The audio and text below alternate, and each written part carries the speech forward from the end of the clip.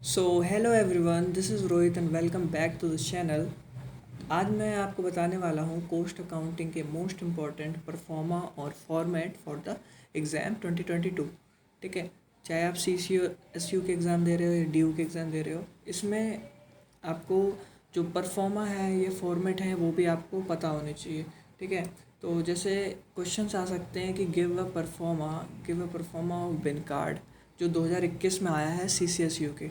ठीक है, उसके बाद give a proforma of job card, give a proforma of piece work card. ठीक है, ये तीन परफॉर्मा मोस्ट इंपॉर्टेंट है जो 4 नंबर के क्वेश्चंस में बन सकते हैं। ठीक है, और परफॉर्मा वगैरह 15 नंबर के क्वेश्चन में भी आ सकता है कि एक्सप्लेन करो एंड इसका परफॉर्मा भी दे दो। ठीक है, परफॉर्मा का मतलब यही है कि वो उसकी एक स्टेटमेंट कैसे बनती है। ठीक है, तो लेट्स स्टार्ट। तो फर्स्ट है हमारा परफॉर्मा ऑफ बिन कार्ड। ठीक है, अब बिन कार्ड क्या होता है? बिन कार्ड का मतलब ये है कि जो भी स्टोर होता है, जहाँ पर स्टोरेज होती है कंपनी की रॉ मटेरियल या जो भी है फिनिश्ड गुड्स। ठीक है, तो उसमें एक बिन बिन होती है। बिन का मतलब रैक्स होते हैं या अलमारी होती है। ठीक है, तो उसको बिन और कार्ड, उसके ऊपर एक कार्ड लगा होता है। ठीक है, जिसके अंदर बहुत सारी चीज़ें लिखी होती हैं, जैसे कि कितना रिसिप्ट हुआ है वहाँ पर, कितना उसमें से इशू हुआ है, वो सारी चीज़ें उसमें लिखी होती हैं, तो उसको हम बोलते हैं बिन कार्ड। ठीक है, ये स्टोर में होता है। ठीक है, और इसको कौन बनाता है? Store keeper.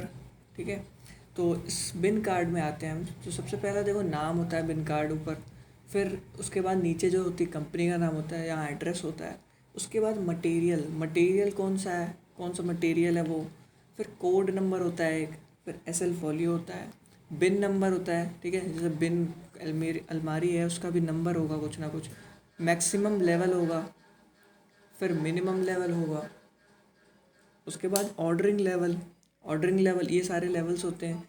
फिर उसके बाद नीचे आएगा फॉर्मेट में, तो डेट होगा, रिसिप्ट है, चालान नंबर, मतलब जो भी जहाँ से भी सामान आ रहा है उसका बिल नंबर, चालान नंबर वो होगा यहाँ पे। कितनी क्वांटिटी में आ रहा है वो यहाँ पे होगा। देन उसके बाद रिक्वायर्ड नंबर, जो इशू हो रहा है, कितना इशू हुआ है, कहाँ इशू हुआ है वो नंबर।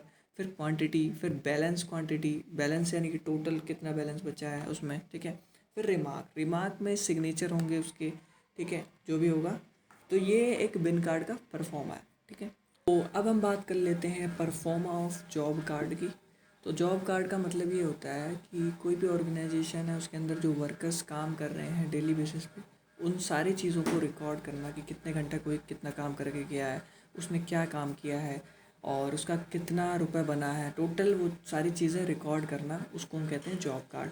इसके अंदर रिकॉर्ड करना जॉब कार्ड के अंदर होता है वो सारी चीज़ें। ठीक है, अब इसके अंदर होता है जॉब कार्ड, फिर जॉब नंबर, फिर नेम ऑफ डिपार्टमेंट, उसके बाद स्टार्टिंग ऑन, कितने कितने टाइम पर स्टार्ट हुआ है काम, कंप्लीटेड ऑन कितना हुआ है। ठीक है, यहाँ डेट होती है, डे एंड डेट यहाँ पर होगी। फिर उसके बाद वर्कर है, उसका नंबर होता है और उसका नाम होता है, नेम। ठीक है, फिर डिस्क्रिप्शन ऑफ वर्क, डिस्क्रिप्शन मतलब क्या काम किया उसने। फिर टाइम क्या है, कितने समय पर उसने एंट्री ली है और कितने पे वो आउट हुआ है उसको काम करके करके। ठीक है, उसके बाद टोटल टाइम उसको कितना लगा, जैसे 4 घंटे लगे, सपोज 4 घंटे उसने काम किया एक दिन में। तो यहाँ रेट कितना है? अब रेट क्या होता है? रेट का मतलब होता है कि एक घंटे में कितना सैलरी मिलेगा उसको, कितना वेजेस मिलेगा एक घंटे में। तो यहाँ रेट है, सपोज़ रेट यहाँ पे एक घंटे का 40 रुपये है, और उसने टोटल वर्क 4 घंटे किया है, तो इसको मल्टीप्लाई करके अमाउंट यहाँ पर आता है 4 × 40। तो 4 × 40 होगा 160। ठीक है, यहाँ पे 160 आया। उसके बाद ये ऐसे ही चलता रहेगा, बहुत सारे वर्कर्स यहाँ पे आते रहेंगे, काम करते रहेंगे, उनका बनता रहेगा डाटा।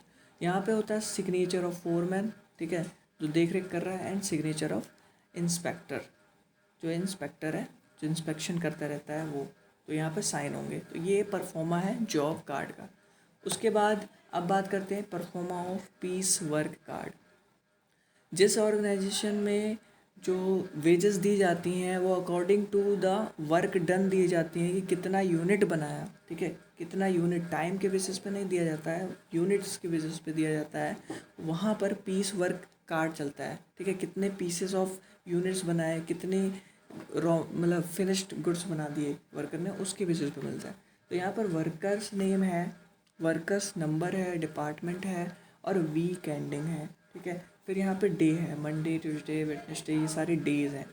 उसके बाद brief description of work done, यानी उन्होंने जो काम किया है उसका एक छोटा सा डिस्क्रिप्शन कि क्या काम किया है, जॉब नंबर उनकी, उसके बाद नंबर ऑफ़ यूनिट्स। अब देखो यहाँ पर क्या है, टेंडर्ड का मतलब है कि उनको कितना दिया गया था यूनिट बनाने के लिए और उन्होंने कितना बना लिया, एक्सेप्टेड कितना कर दिया, मतलब बना के रख दिया। Per unit, rate per unit यहाँ पर होगा, ठीक है। कितना कितना रेट एक यूनिट का है, ठीक है, फॉर कॉस्ट ऑफिस जो है उसके कॉस्ट निकालने के लिए। फिर अमाउंट उनका कितना कितना अमाउंट है। फिर टाइम ऑन, कितने शुरू किया, कितने पे ख़त्म किया। फिर इनिशियल्स यहाँ पर सिग्नेचर्स होंगे वर्कर के एट इंस्पेक्शन के, इंस्पेक्शन जो करता है उनके सिग्नेचर्स या रिमार्क्स बोल सकते हैं। फिर फॉरमैन का यहाँ पर जो भी है साइन होगा। एंटर्ड इन वेजेस शीट किसने किया। फिर उसके बाद कोस्टेड बाई, ठीक है, ये एक परफॉर्मा है पीस वर्क कार्ड का। तो मैंने 3 परफॉर्मा आपसे डिस्कस कर लिए हैं। ये थर्ड है, ये परफॉर्मा ऑफ जॉब कार्ड भी हो गया हमारा and proforma of bin card. Questions generally ऐसे बन सकते हैं एग्जाम में कि give a proforma of bin card, give a proforma of job card, give a proforma of piece work card, ठीक है। और अगर ये वीडियो अच्छी लगी हो तो आप मेरे चैनल को सब्सक्राइब कर सकते हो और इनको अपने दोस्तों के साथ शेयर करो। बहुत छोटी सी वीडियो थी जिसमें मैंने एक छोटा सा परफॉर्मा बताने की कोशिश करी है। ये फ्री के नंबर होते हैं, ठीक है, कुछ नहीं करना, आपको बस एक फॉर्मेट बना देना है, उसमें लिख देना है, ठीक है। तो thank you so much for this watching this video. I hope मैंने आपके पॉइंट्स क्लियर करे हों। Thank you so much.